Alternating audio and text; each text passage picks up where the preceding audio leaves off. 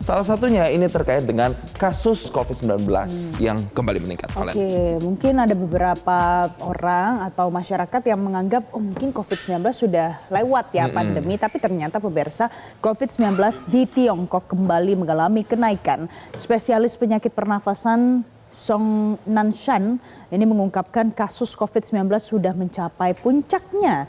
Dan dari laporan yang diterima sudah banyak orang yang kembali terjangkit virus COVID-19, khususnya untuk orang lanjut usia. Pada siklus ini virus COVID-19 lebih menular dan gejalanya mirip dengan influenza yang disertai sakit tenggorokan.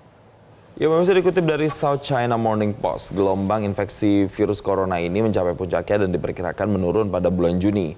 Meski tidak disebutkan pasti jumlah pasien COVID-19, dari hasil pengujian antara 31 Maret dan 24 Mei, pada pasien rawat jalan dengan gejala flu dan pasien rumah sakit dengan gejala parah telah terjadi peningkatan kasus positif dari 7,5% menjadi 16,2%.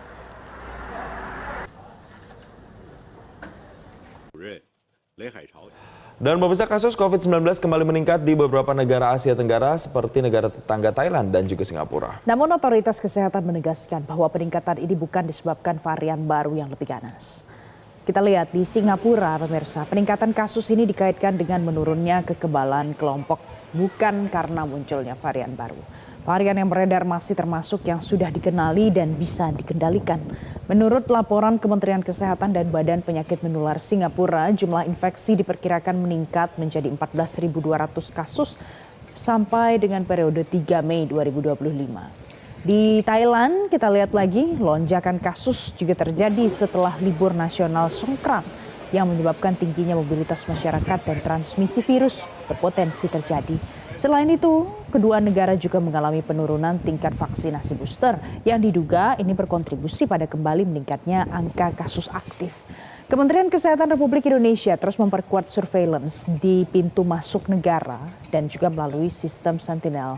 Masyarakat diimbau juga untuk menjaga kesehatan, menggunakan masker pada saat batuk dan pilek, serta menunda perjalanan kalau sedang tidak sehat. Dan hingga saat ini tidak ada pembatasan perjalanan, namun kewaspadaan tetap diperlukan. Masyarakat diminta tetap tenang, namun tidak abai terhadap kesehatan. Jadi pemirsa, Singapura mencatatkan lonjakan kasus yang signifikan dalam beberapa hari terakhir. Kita akan hadirkan pembahasannya ya Jason ya untuk Anda bersama Duta Besar Indonesia untuk Singapura, ada Suryo Pratomo. Ya, kita langsung sapa. Selamat pagi, Mas Tommy. Selamat pagi Mas Tommy. Selamat pagi, selamat pagi Valen. Baik, terima kasih telah bergabung di Selamat Pagi Indonesia. Jadi Mas Tommy, kami ingin update sebenarnya bagaimana peningkatan kasus di Singapura saat ini diperhatikan dari beberapa hari terakhir ini, Mas Tommy. Kalau dari sisi jumlah memang ada peningkatan, tetapi suasana di Singapura biasa-biasa saja karena memang peningkatan ini terjadi karena pertama baru banyak perjalanan yang dilakukan oleh masyarakat Singapura. Yang kedua, beberapa warga memang sudah lama tidak menjalani vaksinasi. Saya misalnya kemarin diingatkan oleh dokter untuk vaksinasi karena terakhir saya vaksinasi tahun 2023. Yang diingatkan adalah virus itu tetap ada dan kemudian akan bisa mengenai siapapun yang kemudian kekebalan tubuhnya sedang menurun. Karena itu yang diingatkan adalah menjaga diri masing-masing, menjaga kesehatan, dan diminta untuk tidak panik karena yang menjadi masalah kalau semua orang ingin dirawat di UGD. Karena itu di Singapura kalau lihat kasusnya walaupun jumlahnya cukup tinggi tetapi tekanan terhadap rumah sakit itu tidak ada karena memang masyarakat Singapura sudah diajari bahwa mereka kalau memang badannya merasa tidak enak, dia bisa melakukan tes sendiri dan kalau kemudian memang positif diminta untuk istirahat 5 hari, setelah itu pasti akan pulih kembali. Oke, tapi Mas Tommy, kalau dari yang terjadi saat ini, apakah ada pengetatan protokol kesehatan mungkin yang perlu diterapkan lagi di Singapura untuk jalur penerbangan atau selama berada di Singapura? Sejauh ini tidak ada, jadi semua masih berjalan normal, hanya saja misalnya kalau ke rumah sakit diminta untuk menggunakan masker, tetapi di jalan semua orang tetap diminta untuk jaga jarak saja. Dan sekali lagi karena pengalaman 2 tahun sudah cukup untuk membuat masyarakat paham bagaimana hidup bersama COVID, dan mereka sudah memahami bagaimana apa yang harus mereka lakukan. Jadi lebih banyak bagaimana memperkuat ketahanan tubuh saja, karena sekali lagi virus itu tidak pernah akan bisa hilang, dia akan ada di sekitar kita. Mas Tommy, tapi secara terlebih khusus untuk warga negara Indonesia di sana, apakah ada himbauan yang disampaikan oleh KBRI untuk WNI yang di sana, baik itu yang memang tinggal ataupun sedang liburan atau kegiatan lainnya? Ya, kami hanya menyampaikan melalui website kami bahwa memang kasusnya meningkat, diminta kalau memang kondisinya kurang fit, lebih baik untuk tidak bepergian terlebih dahulu. Tetapi kalau kondisinya fit, silakan, yang penting tidak masuk dalam kerumunan. Tetapi sekali lagi, di Singapura memang sekarang ini keramaian yang terakhir kan baru Lady Gaga saja ya. Jadi yang lain kan relatif sebetulnya tidak banyak kegiatan yang cukup besar. Minggu ini mungkin yang ramai itu akan ada pertemuan para menteri pertahanan dan panglima seluruh Asia Pasifik, Shangri-La Dialogue, yang mungkin jumlahnya akan membuat banyak orang, karena sekitar 40 menteri pertahanan dan panglima dari seluruh kawasan akan hadir di Singapura. Kemudian Mas Tommy, apakah ada langkah khusus yang diambil oleh pemerintah Singapura untuk mengantisipasi kalau seandainya terjadi lonjakan lagi kasus COVID-19? Mereka sudah punya SOP yang berlaku sekali lagi setelah COVID. Jadi intinya di Singapura diminta untuk orang memeriksa diri sendiri. Kalau kemudian gejalanya demam, kemudian lemas, diminta untuk istirahat. Tetapi kalau memang kondisinya ada pemberatan, baru masuk rumah sakit.